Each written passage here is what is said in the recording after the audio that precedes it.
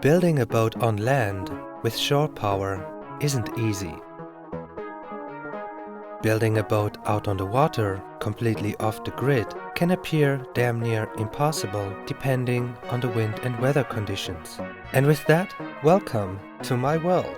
After a long and cold winter, I was hoping for a few dry, sunny days, but sadly, all we got was rain and wind. And if this wasn't enough, on the few days that I could actually work, I got noise complaints from surrounding neighbors. And who can blame them? But at least about that, I can do something immediately. So I decided to move my boats a bit further away from civilization in the hopes that I can work on them without disturbing anybody. So today I'm gonna show you how I moved my boats to a new spot, and we'll also have a look at what happened under the deck of the big boat so far. While moving the boats could seem like a very simple and straightforward task, several days actually went into planning and prepping for this maneuver. And this wouldn't be a real My First Boat video if I didn't have to get a new boat for this undertaking, but we'll get to that later. Before moving the boats, I'm gonna replace the anchor on the big boat by a smaller one. I've already secured the chain holding the current anchor so that I can pull it out completely, and feed in the chain for the new anchor. Next, I attach the new anchor with a series of shackles. I secure the pins with a steel wire, and then I can put the new anchor into the holder.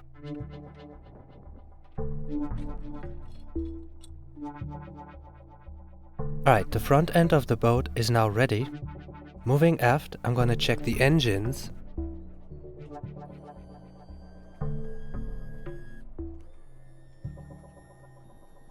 The port side engine would start right away. The starboard side engine had some difficulties to start, and while I did get to start it eventually, it never really worked during the trip, but more on that later. Alright, now it's time to take the yacht over to the new spot.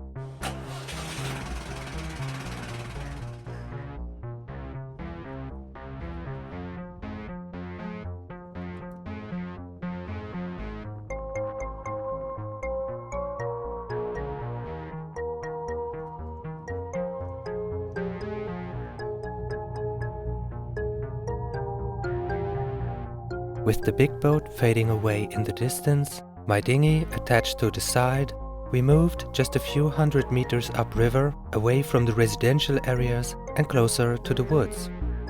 Once I found the right position, we dropped the anchor. I then put the boat in reverse to allow the anchor to dig itself in properly. We secure the stern of the boat with a long metal stake to make sure it stays in this exact position. And with that, we can go back and get the big boat.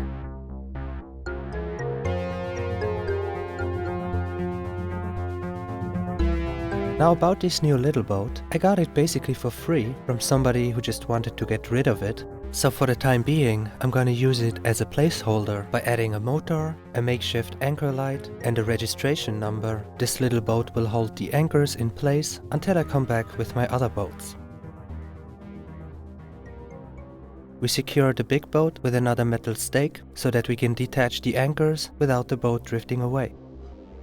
First, we're gonna remove the stern anchor and attach it to the placekeeper boat.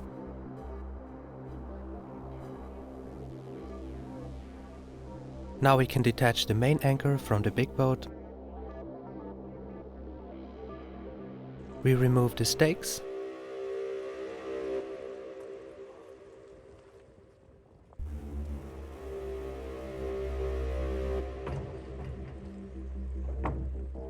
And off we go. As mentioned earlier, the starboard side engine was causing trouble. It kept stalling all the time and I could hardly get it into gear. I did manage to get it to work from time to time, but for the most part I was just fiddling around with it and couldn't actually use it.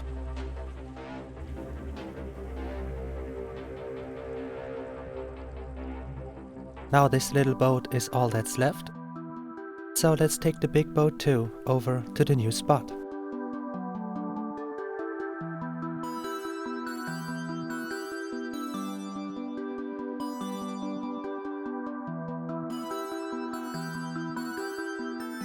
Here you can see me fiddling some more with that engine, causing me to get slightly off course from time to time. But not to worry, we were getting closer to the yacht, and so the next thrilling part would be how to get the big boat to a standstill right next to the yacht with a single engine without ramming into it. Sadly, the bow thruster also fell out because some idiot forgot to charge the batteries. But in the end, though a little clumsy, we managed to attach the two boats together without any incidents. I totally forgot to throw the anchor on the big boat before attaching it, so now we have to do it guerrilla style.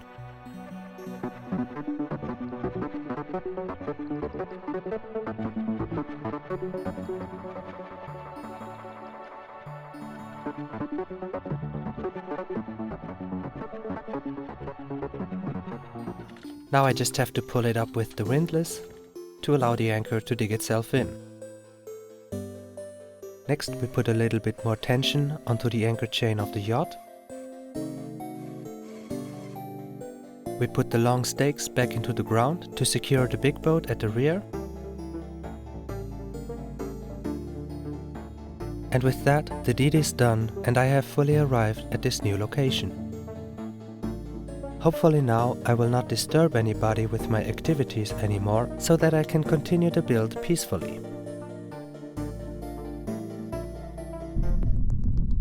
Next we'll go under the deck of the big boat to see where we are at so far. This is what it looked like the last time you were here. Since then we have painted the entire big room, and so now I have to figure out where and how to install a battery bank. For the location, I've chosen the forward starboard side corner. In terms of how, rather than putting it on a shelf that's supported from the bottom, I was gonna build a hanging shelf that's suspended from the ceiling. I'm gonna use some leftover 50 by 50 steel square tubes. I'm gonna drill a hole through both ends on each of them.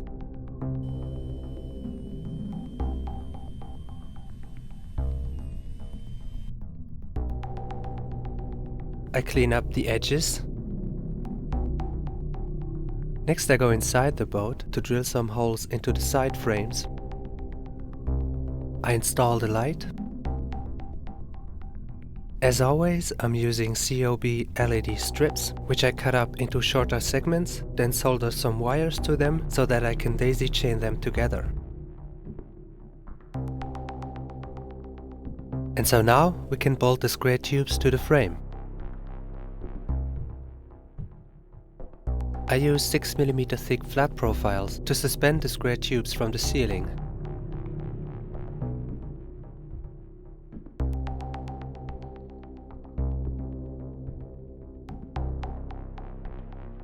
With these done, we can now drill holes into the frame on the ceiling.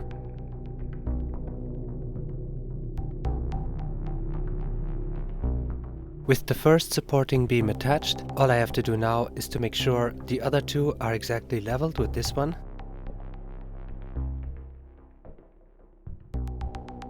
And with that, the main structure is already done. I added bracing to the bottom of the shelf, but later found it to be unnecessary, as the structure itself, together with the wood I'm adding later on, proved to be stable enough to prevent the shelf from bending out of shape. Nevertheless, here's the finished structure. Later on, I'm gonna add another screw down the intersection of that bracing to make it even more stable, but for now I have to disassemble everything once more for painting.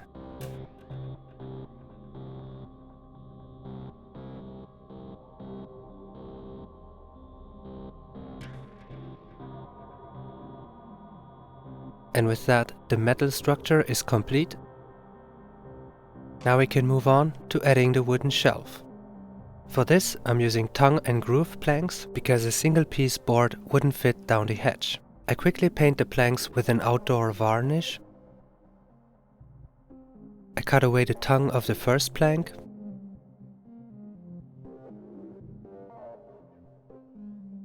I need to make cutouts for the suspensory beams.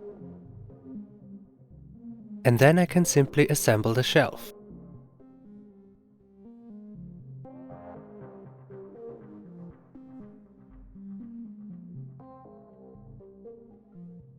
And with that, we have a 2-meter wide suspended shelf that can hold the weight of a small car.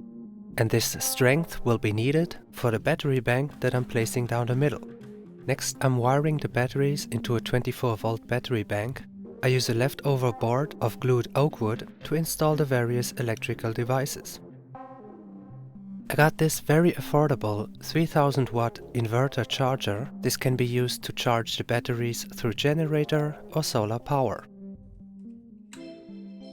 And so here's the installation in its current state. I've added some cable channels and a light switch.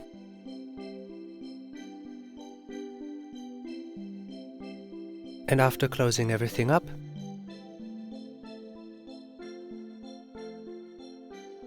I have a nice and clean electrical installation inside my boat.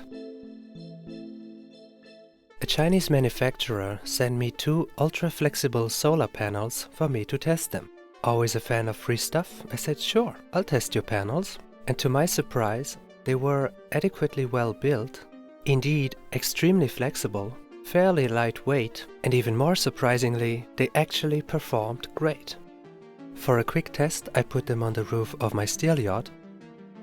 Here at the bottom, you see the new panels. They're rated at 200 watt peak each, and despite the fact that my existing panels are also rated at 200 watt peak each, the new panels have about 60% higher output.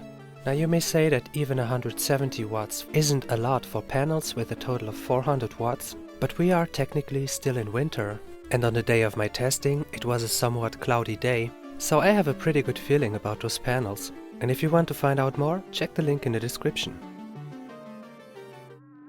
I got some old scaffolding planks to create the floor inside the barge.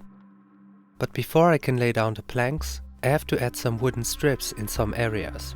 I'm using this laser to find the right position for the wooden strip that comes underneath the door. I mark the positions for where to drill the holes.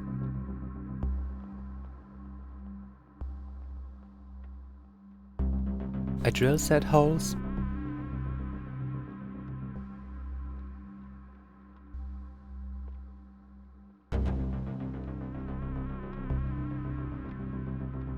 I got some cheap wooden strips.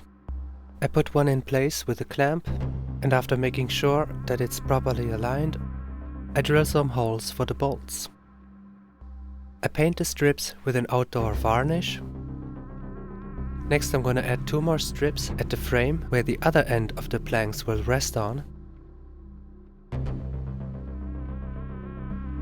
I drill holes through the wooden strips.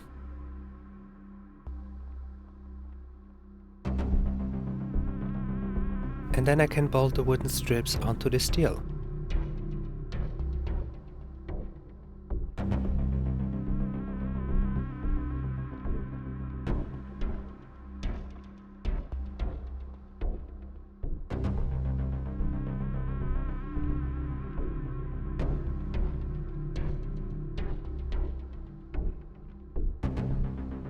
Now that the steel frame is sandwiched between 2 wooden strips, I have a wide enough base for the scaffolding planks to rest on.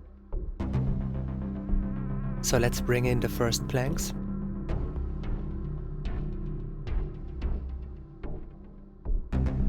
Now this is already looking very good, but I still have some fine adjustments to make.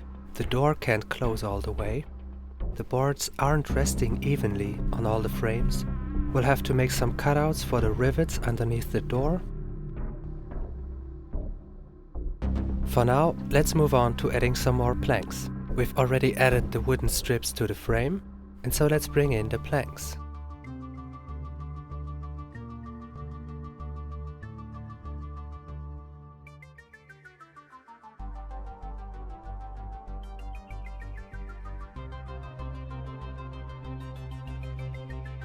And with that, the floor in the big room is halfway done, and I will of course keep you posted once we finish the rest. And so yeah, that's all I got for you today. Thank you very much for watching till the end. Remember to sign up to the My First Boat Community Facebook group, and I'll see you in the next video.